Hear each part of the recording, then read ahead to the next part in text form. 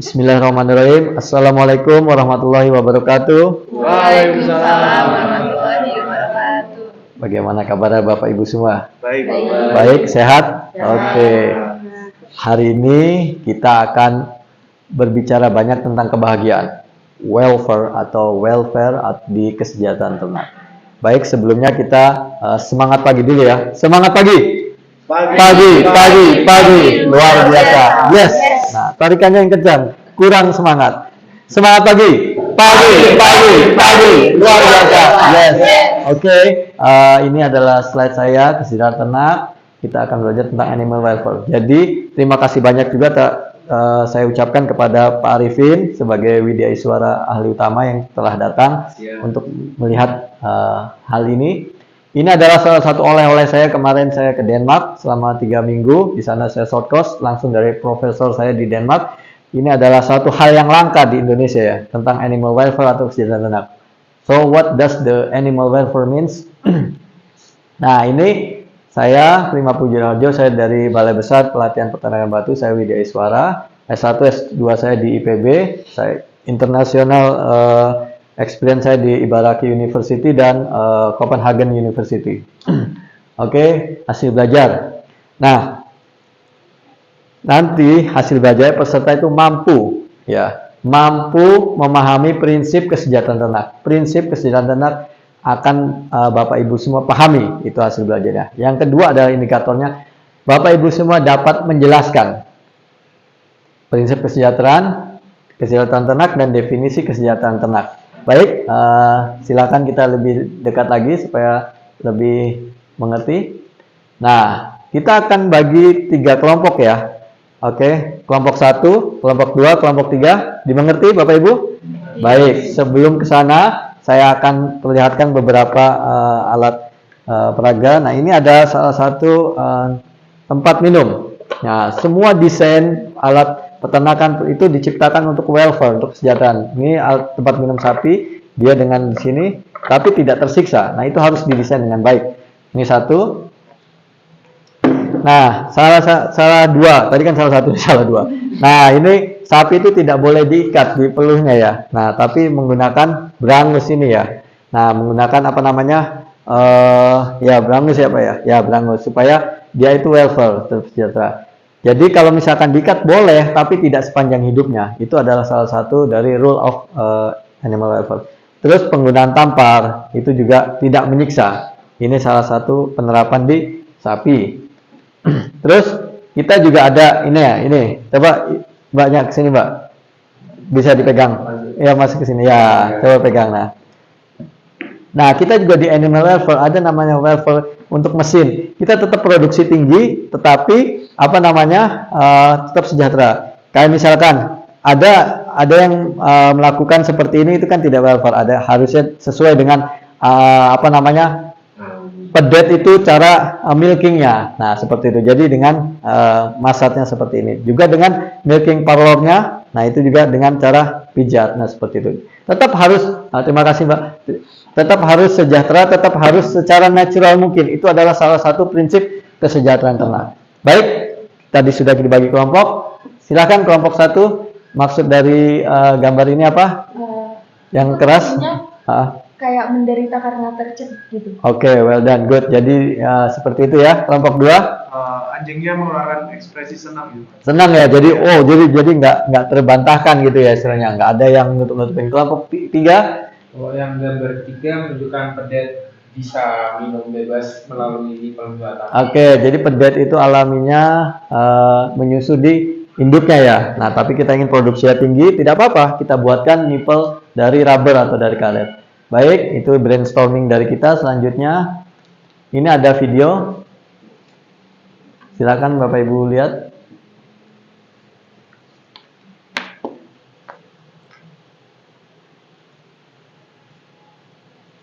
Nah, ini adalah salah satu video di Swedia ya. Nah, dia itu tentang kesejahteraan ternak, Profesor. Nah, ini ada salah satu metodenya. Jadi anjingnya ini dilihat, direkam. Ada kamera SLR, bagaimana tingkah laku dia, perubahan dia, emosional dia. Nah, itu direkam. Nah, jadi kesejahteraan ternak atau animal welfare itu ada alat ukurnya. Ada cara mengukurnya. Nah, seperti itu. Terus kita lihat ini di peternakan sapi. Nah, bagaimana dia laying atau istirahat. Terus ada alat untuk menggaruk skecer ini secara alami. Jadi ternak tetap dapat bersih juga, karena sifat salah satu sapi itu suka digaruk-garuk. Nah, seperti itu. Nah, supaya dia dapat lebih termotivasi gitu. Nah, kita lihat juga di sini sapi dengan sapinya berinteraksi sosial. Jadi dia tetap bisa gosip ya, tetap bisa ngelakuin apapun. Nah, ini salah satu hal yang bisa kita lihat, dia tidak marah ketika disentuh dan sebagainya, santai. Nah, itu adalah salah satu hal welfare dari peternakan. Baik, luar biasa kan videonya, kita kasih plus dulu untuk videonya. Good job, well done. Oke, ini kesejahteraan ternak. 3 hal tentang kesejahteraan ternak. Pertama, emosional. Kedua adalah health performance dan behavior atau tingkah laku. Ini prinsip yang paling dasar atau untuk kesejahteraan ternak. Jadi ternak itu harus mengeluarkan emosinya, tidak ada yang ditahan-tahan. Misalkan kalian lagi bete, lagi bad mood, tapi karena profesionalitas, jadi aku harus bisa nyanyi dan sebagainya. Nah, itu enggak. Ternak bukan artis ya. Ternak adalah ternak, jadi harus bisa mengeluarkan emosinya. Terus ada health performance, dia status fisiologisnya bagaimana, laju respirasi, denyut jantung, suhu rektal, suhu kulit. Nah, itu harus sesuai dengan keadaan normal. Itu namanya health performance.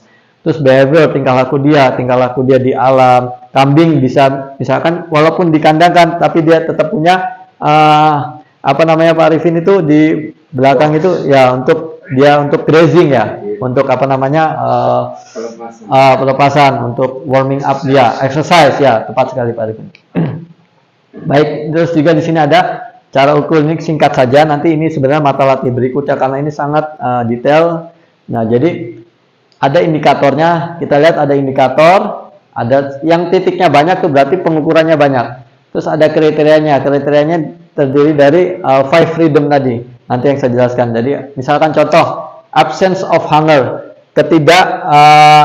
kebebasan untuk mendapatkan makanan atau makan. Nah, itu kita lihat jumlah pakannya, feedingnya. Contohnya di peternakan ayam, kalau misalkan populasinya 20, tempat pakannya berapa, jaraknya berapa. Nah, itu di feedlot juga seperti itu. Itu namanya sejahtera. Ada SOP-nya atau standarnya. Nah, sehingga overall dia akan menjadi welfare. 4 hal penting prinsip untuk mengukur kesehatan ternak adalah feeding, housing, health, dan behavior. Pakan, kandang, kesehatan, dan tingkah laku. Ya, itu seperti itu alat ukurnya. Oke, next. Nah, ini 5 freedom. 5 freedom itu apa, Bapak Ibu semua? Freedom, kebebasan. Nah, dulu di Presiden Roosevelt kan ada freedom of speech dan sebagainya. Nah, di ternak juga ada 5 freedom. Pertama, bebas dari rasa haus. Oke, yang kedua, tidak nyaman. Yang ketiga, rasa sakit. Yang keempat, ekspresikan tingkah laku normal. Yang kelima, bebas dari rasa takut dan stres. Semua orang tidak ingin stres. Begitu juga dengan ternak.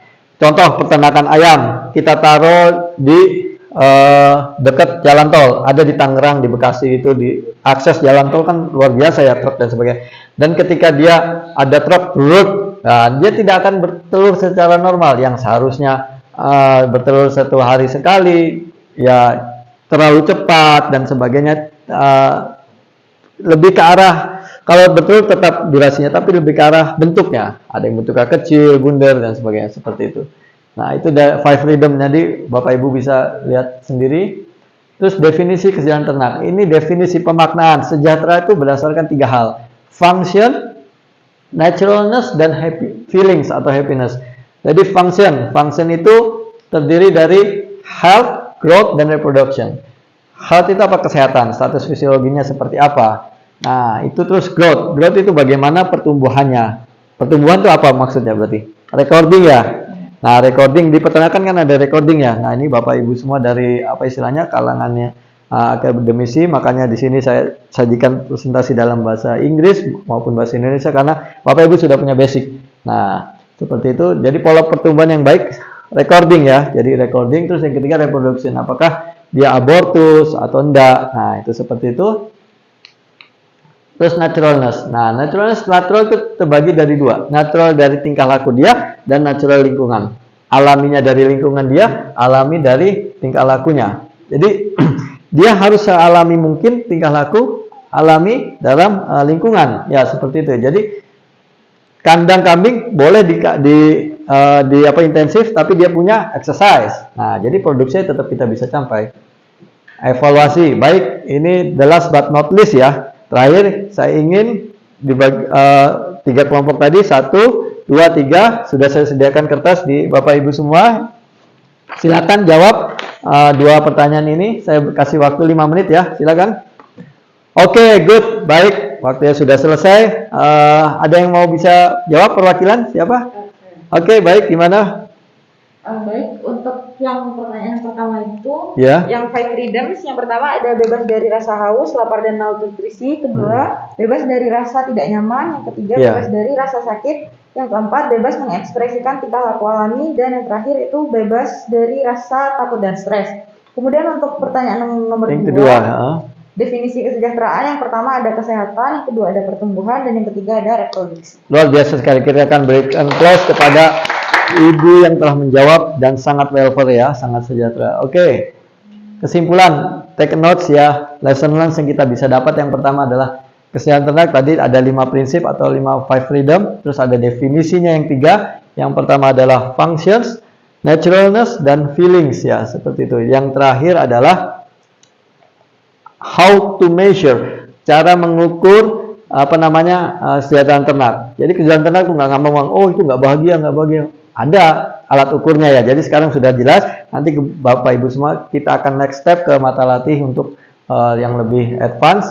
Baik, ini take home message untuk Bapak Ibu semua. Nanti sudah ada di handouts. Terakhir, Bapak Ibu semua, saya ada beberapa motivasi. Nah, ini inspirasi dari saya ketemu dengan Muhammad Bedowi. Dia adalah gembel millionaire. Jadi dia itu menjadi pemulung. Nah, karena ini. Tapi sebelumnya dia adalah karyawan di bank swasta internasional. Jadi ojo siro-siro age pengen perkayaan kang gede, tapi sing cilik iku akeh. Jadi gini, artinya kita itu jangan ya mengharap pekerjaan yang besar, sementara pekerjaan yang kecil itu banyak yang bisa kita lakukan secara detail, secara teliti. Nah, dalam bahasa Inggrisnya, don't expect to get a great job quickly, because great jobs rarely come. It's the small job that you often encounter every day. Oke, terima kasih semuanya. Saya Prima Puji Raharjo. Selamat bertemu lagi di pertemuan berikutnya, di mata latih berikutnya. Baik, wassalamualaikum warahmatullahi wabarakatuh. Berikan applause buat kita semua. Terima kasih.